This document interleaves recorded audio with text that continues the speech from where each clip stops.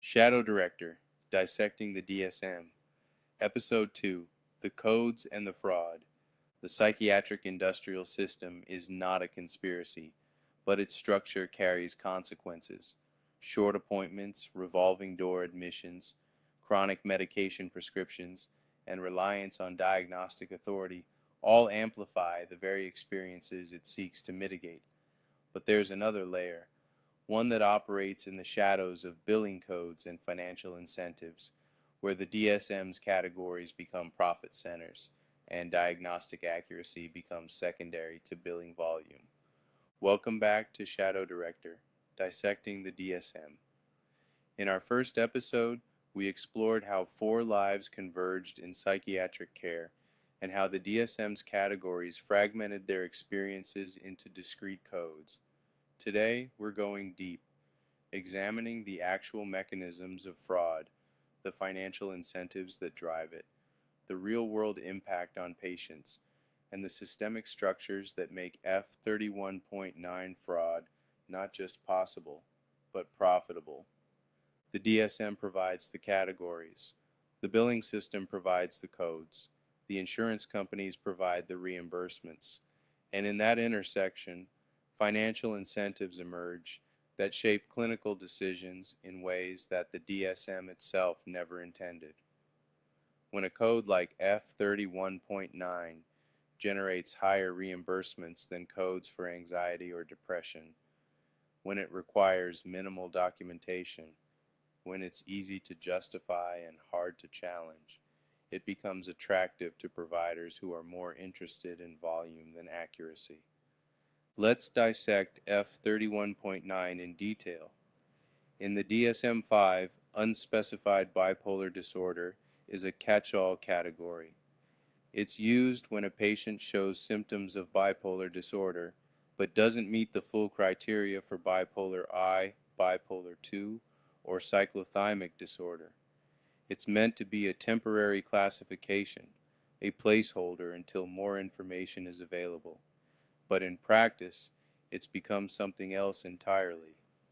31.9 requires almost no documentation, unlike 31.0, which requires evidence of a full manic episode lasting at least 7 days, with symptoms like inflated self-esteem, decreased need for sleep, racing thoughts, and risky behavior. F31.9 requires almost nothing. A patient shows mood variability. F31.9. A patient has elevated energy after trauma. F31.9. A patient responds to medication with increased activity. F31.9. A patient shows any sign of mood fluctuation, any moment of elevated energy, any response to stress that looks like mania. 31.9.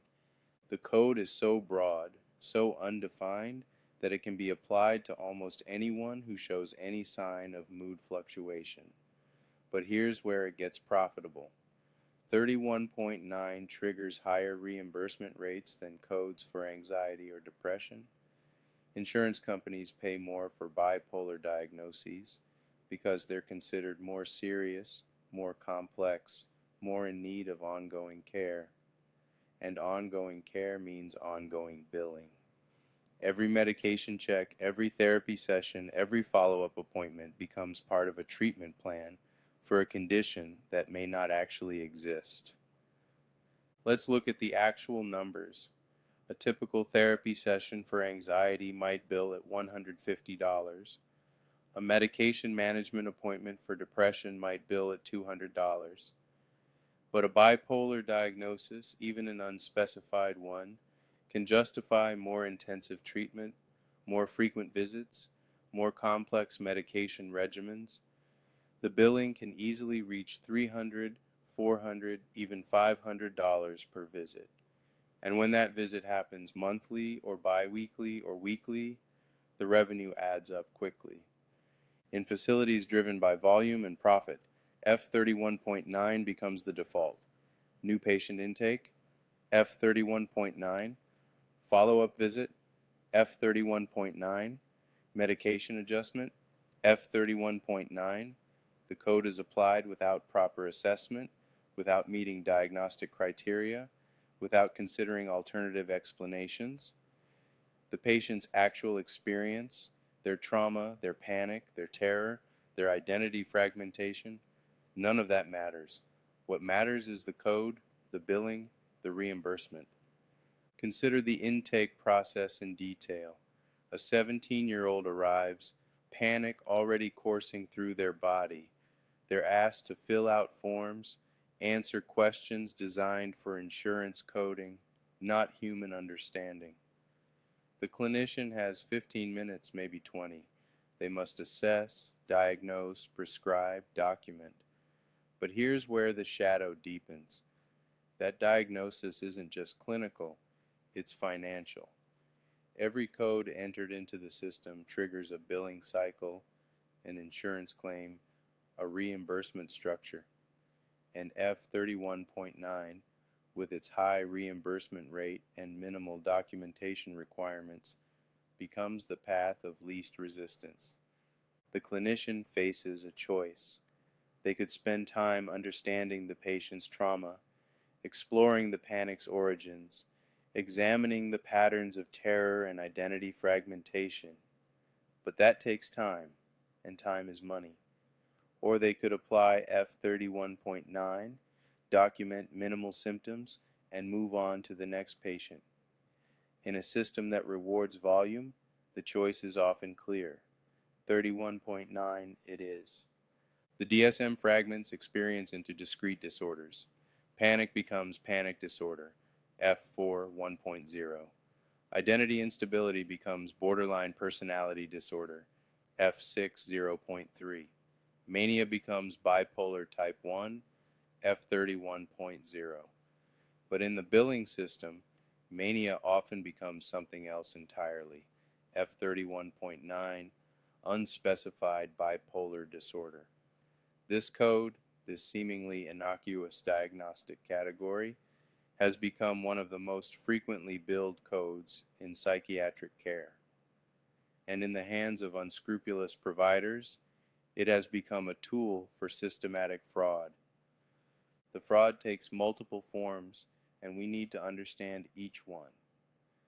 First, there's the straightforward misdiagnosis.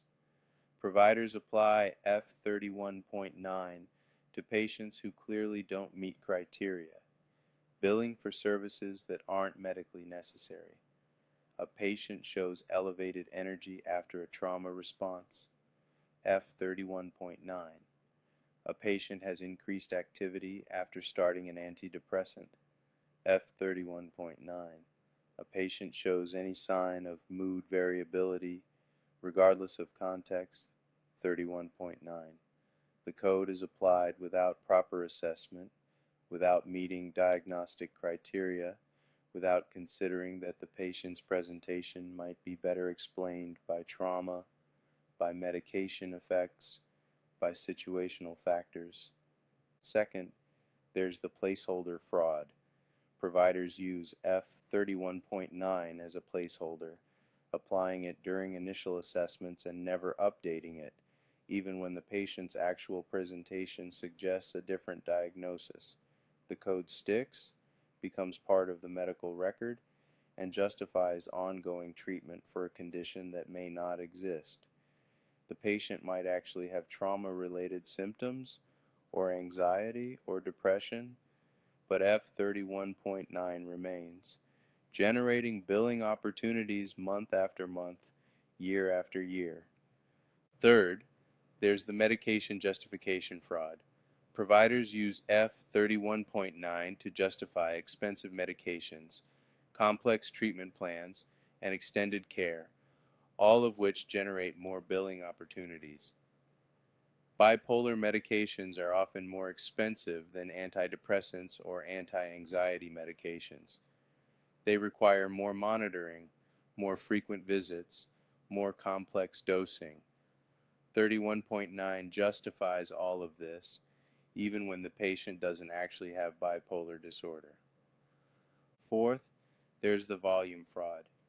In facilities that prioritize patient volume over care quality, F31.9 becomes the default because it's fast.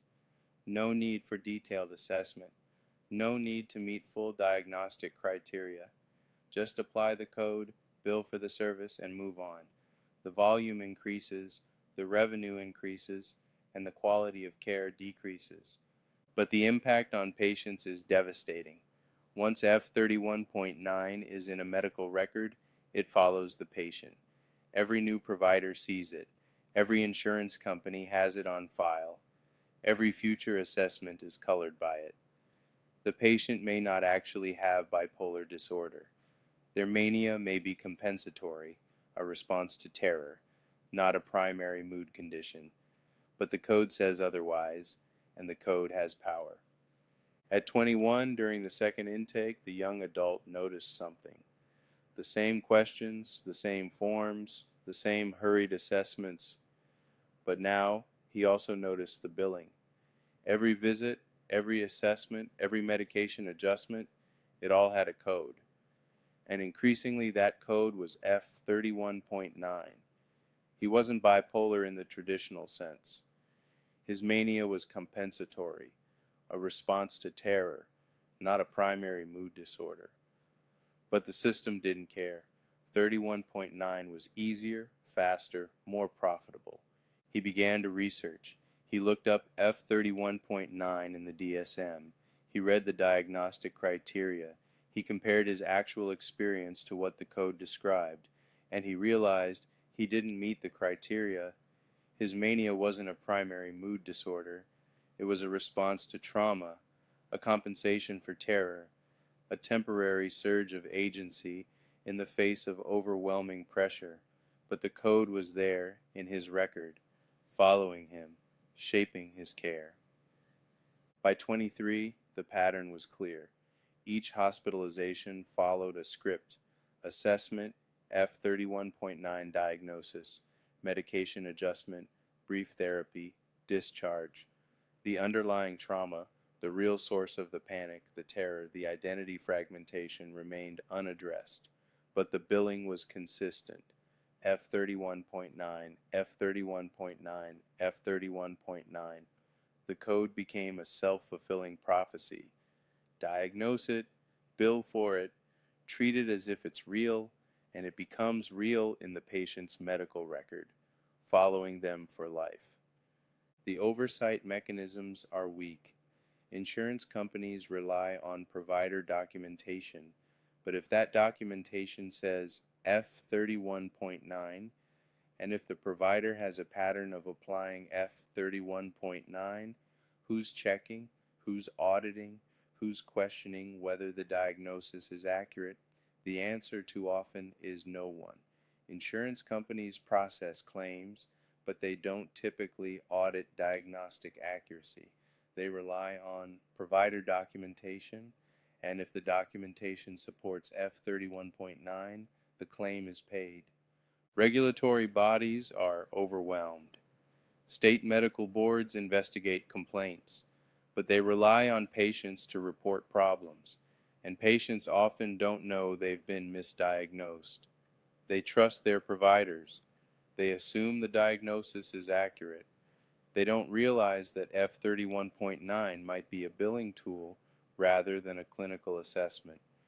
Even if they suspect something is wrong, they may not know how to report it, or they may fear retaliation, or they may simply accept the diagnosis as fact. Federal agencies like the Department of Health and Human Services, the Office of Inspector General, and the Department of Justice do investigate healthcare fraud, but their resources are limited. They focus on large-scale fraud schemes, multi-million-dollar operations, not individual misdiagnoses. A provider applying F31.9 to a few dozen patients might never be investigated, even if every diagnosis is incorrect. The financial incentives are clear. F31.9 generates higher reimbursements. It justifies more intensive treatment. It creates ongoing billing opportunities. And in a system where volume matters more than accuracy, where financial performance drives clinical decisions, F31.9 becomes a profit center. A provider who applies F31.9 to every patient with mood variability can see more patients, bill for more services, and generate more revenue than a provider who takes time to make accurate diagnoses. But here's what makes it fraud. The code is being applied without proper assessment, without meeting diagnostic criteria, without medical necessity. Providers are billing for services based on diagnoses that aren't accurate, treatments that aren't appropriate, and care plans that serve financial interests rather than patient needs. This isn't just poor care, it's fraud.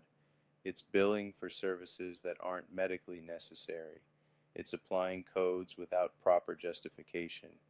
It's exploiting the system for financial gain. The impact extends beyond individual patients. When F31.9 is applied incorrectly, it skews data. Research studies that rely on diagnostic codes become unreliable. Public health statistics become inaccurate. Policy decisions based on diagnostic data become flawed. The fraud doesn't just harm individual patients, it harms the entire system's ability to understand and address mental health needs. Iatrogenic harm is not intentional, but it is real. When a system designed for efficiency encounters human complexity, something has to give. Often, it's the human experience that gets compressed, simplified, coded, and filed away. But when financial incentives align with diagnostic shortcuts, when codes like F31.9 become profit centers rather than clinical tools, the harm becomes systematic. It's not just about misdiagnosis. It's about fraud, about billing for services not rendered, about codes applied without proper assessment, about a system that rewards volume over accuracy. The DSM provides the categories, but the financial system provides the incentives. When those incentives reward volume over accuracy, when codes like F31.9 become more profitable than accurate diagnoses, when the billing system shapes clinical decisions more than patient needs, the manual becomes a tool for exploitation rather than understanding. Yet there is resilience. By 25, the protagonist, now a young adult, began to recognize the patterns of the shadow. He could anticipate panic before it spiraled, understand mania as a temporary surge of agency rather than randomness, and observe ego dissolution as a signal, not a sentence. But he also recognized something else, the codes. F31.9 followed him like a shadow of its own, appearing in every medical record, every insurance claim, every new provider's assessment. It wasn't just a diagnosis, it was a financial marker, a billing category that had become part of his identity in the system's eyes. He learned to question it. He learned to ask providers why F31.9 was in his record. He learned to request his medical records, to review the documentation, to see what evidence supported the diagnosis. And he learned that often there was no evidence. The code was there because it was profitable, not because it was accurate. This recognition didn't come from the system. It came from lived experience, from careful observation, from the slow work of understanding patterns that the DSM could not capture, and from the financial reality of being coded, billed, and categorized. It came from recognizing that the DSM's categories, while useful tools, also function as financial mechanisms, and that understanding both dimensions is essential for navigating the system. The solution requires multiple approaches: better oversight, stronger documentation requirements, more rigorous diagnostic criteria, and financial incentives that reward accuracy rather than volume. But it also requires patient awareness, provider education, and systemic reform that addresses the root causes of fraud rather than just its symptoms. The F31.9 fraud epidemic is not just a billing issue, it's a clinical issue, an ethical issue, and a patient safety issue. When providers apply diagnoses for financial gain rather than clinical accuracy, patients suffer. They receive inappropriate treatments, carry incorrect diagnoses, and navigate a system that doesn't see their actual needs. The DSM's categories become tools for exploitation rather than understanding. Understanding this fraud, documenting it, and addressing it is essential work. It's part of the larger story of Shadow Director, not just the clinical shadows, but the financial ones, the systemic structures that shape care in ways we must recognize if we are to reform them. In our next episode, we'll explore how COVID-era policies and emergency funding created new opportunities for fraud, how billions in relief money flowed through the same system that relies on codes like F31.9, and how the pandemic became a perfect storm for financial exploitation in mental health care. We'll examine how the DSM's categories, when combined with emergency waivers and relaxed oversight, created unprecedented opportunities for billing fraud on a scale never seen before. The system is not the enemy, but it can be exploited. Understanding its financial structures, its billing codes, and its incentives is the first step toward recognizing where fraud occurs and where reform is needed. The DSM provides the categories, but we must understand how those categories function in the real world, how they create incentives, and how they can be misused. Join us next time as we continue dissecting the DSM through the lens of emergency funding and systemic vulnerabilities. Thank you for listening to Shadow Director, Dissecting the DSM. If you're a clinician, a patient, or someone who cares about mental health care, we hope this narrative offers perspective. Until next time.